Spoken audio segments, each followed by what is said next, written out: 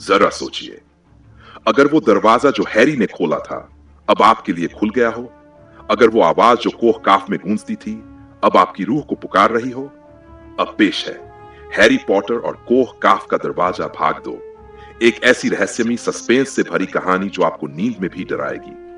हवा अब भी वही थी, मगर जमीन बदल चुकी थी। हरमाइनी और रॉन अकेले खड़े थे कोह काफ के उस चौराहे पर जहां कुछ देर पहले हैरी ने खुद को मिटा दिया था। वो गया नहीं, हरमाइनी ने बुदबुदाया। वो यही है, मगर किसी और शक्ल में। रॉन की आंखों में आंसू थे। अगर वो जिंदा है तो हमें उसे ढूंढना ही होगा। और तभी चट्टानों के पीछे से एक काली परछाई निकली। उसका चेहरा नहीं था, बस एक गहरी छाया।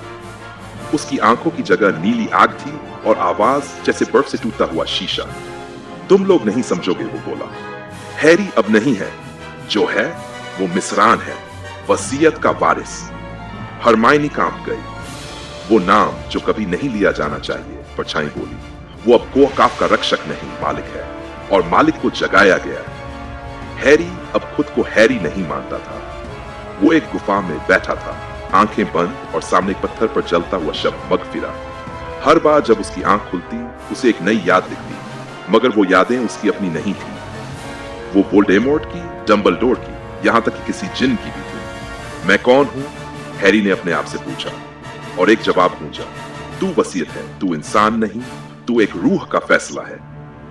उधर हरमाइनी और रॉन अबू लैल को ढूंढ रहे थे, वो जिन जिसने हैरी को चेतावनी दी थी। अबू लैल एक टूटी हुई बर्फ की दीवार में छुपा मिला। उसकी आंखें सूख चुकी थी, उसकी आवाज जैसे हवाओं में खुली हुई। तुम फिर से आए? उसने कहा। हमें बताओ हैरी कहां है? रॉन ने पूछा। हैरी नहीं रहा, अबू लैल ने धीमे से कहा, मगर एक मौका है उसे वापस लाने का, मगर वो आसान नहीं। वो दरवाजा जिससे कोई वापस नहीं आया, अब तुम्हें खोलना होगा। कैसा दरवाजा? बाब अल हयात, वो दरवाजा जहां हर शख्स को अपनी मौत खुद चुननी होती है। तीनों ने तय किया वो उस दरवाजे तक जाएंगे, लेकिन रास्ता आसान नहीं था।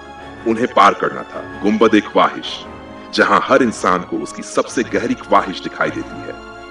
वहां रॉन ने अपनी मां को जिंदा देखा, हरमाइनी ने खुद को बिना जादू के एक आम लड़की की तरह, और हैरी ने खुद को वोल्डेमॉर्ट बनते देखा।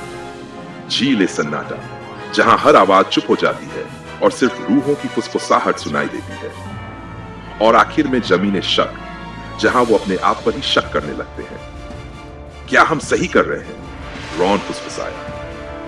अगर हैरी अब वही नहीं रहा तो क्या हमें उसे वापस लाना चाहिए? हरमाइनी बोली। लेकिन तभी एक चमकती रोशनी ने उनका रास्ता रोका।